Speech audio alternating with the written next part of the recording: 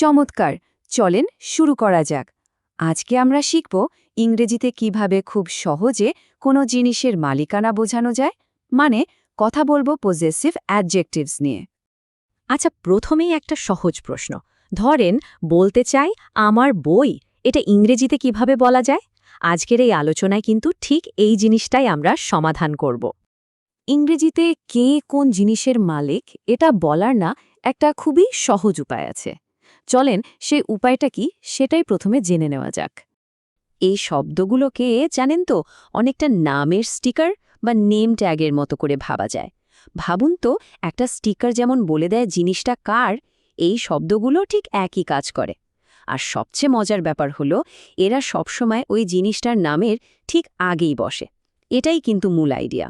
আচ্ছা, তাহলে এখন সেই 6টা জরুরি শব্দের সাথে পরিচিত হওয়া যাক, যেগুলো ব্যবহার করে আমরা এই মালিকানা বোঝানোর কাজটা করব। প্রথম শব্দটা হলো মাই। বানানটা খেয়াল করুন, MY, মাই। এর মানে কি? এর মানে হলো আমার। চলেন একসাথে বলা যাক, মাই। আর একবার মাই। একদম সহজ, তাই না? মাই মানে আমার। এরপর আসছে ইয়োর, YOUR, ইয়োর।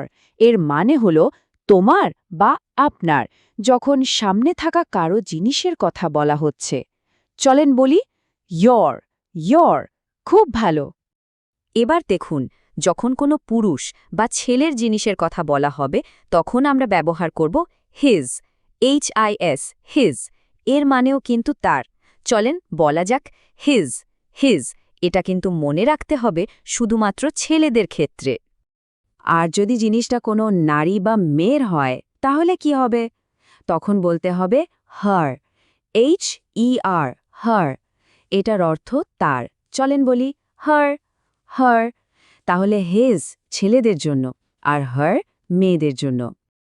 এই ব্যাপারটা কিন্তু দারুণ মজার, খেয়াল করেছেন?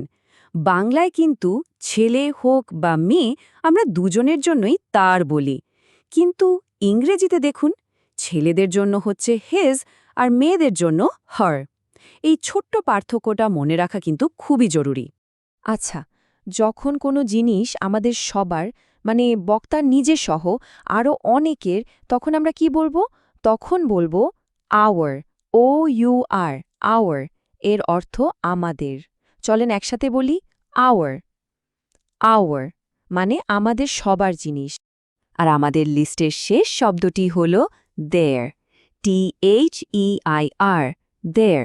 যখন অন্য একদল মানুষের কোনো জিনিসের কথা বলা হয় তখন এটা ব্যবহার করতে হয়। চলেন একসাথে বলি দেয়ার, দেয়ার। এর মানে হল তাদের। দারুণ, শব্দগুলো তো চেনা হয়ে গেল। এখন চলেন দেখি সত্যি সত্যি কথা বলার সময় এগুলোকে কিভাবে কাজে লাগানো যায়। এখানে রাজু আর মিনার একটা ছোট্ট কথা চালাচালি হচ্ছে। দেখেন, রাজু জিজ্ঞেস করছে, ইজ দিস ইয়োর বুক, মানে এটা কি তোমার বই? মিনা উত্তরে বলছে, no, that is his book, না, ওটা তার, মানে কোনো ছেলের বই। রাজু আবার জিজ্ঞেস করছে, ওয়্যার ইজ মাই পেন, আমার কলমটা কোথায়? মিনা উত্তর দিচ্ছে, হিয়ার ইজ ইয়োর পেন, এই নাও তোমার কলম।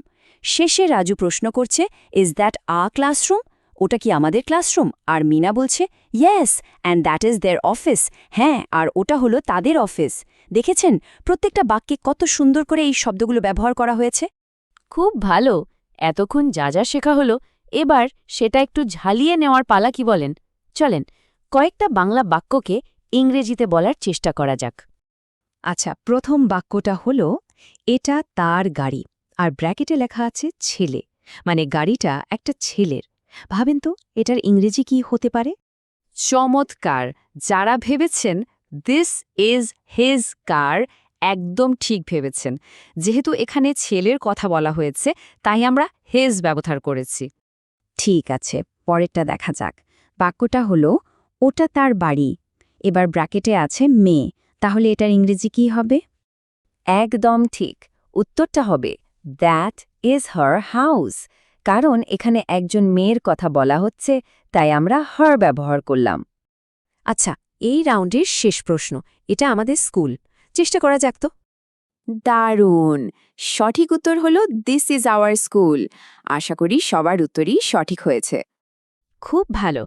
তাহলে পুরো আলোচনা থেকে সবচেয়ে জরুরি যে কথাটা আমাদের মনে রাখতে হবে চলেন সেটা আরেকবার দেখে নেওয়া যাক। তাহলে মূল কথাটা কি? মাই, ইয়োর, হিজ, হার, আওয়ার আর দেয়ার এই 6টা শব্দই হল ইংরেজির আসল নেম ট্যাগ। এরা যে কোনো জিনিসের ঠিক আগে বসে পরিষ্কার করে বলে দেয় যে জিনিসটা আসলে কার। ব্যাস, শুধু এই সহজ কথাটা মাথায় রাখলে কিন্তু কাজ হয়ে যাবে। এখন শেষ করার আগে একটা জিনিস একটু ভাবা যাক তো, এই যে শব্দগুলো শেখা হলো এগুলো ব্যবহার করে আমাদের চারপাশের কোন কোন জিনিসের মালিকানা এখন বর্ণনা করা সম্ভব। একটু ভাবলেই দেখবেন my chair, his bike, our table এই তালিকাটা কিন্তু চলতেই থাকবে।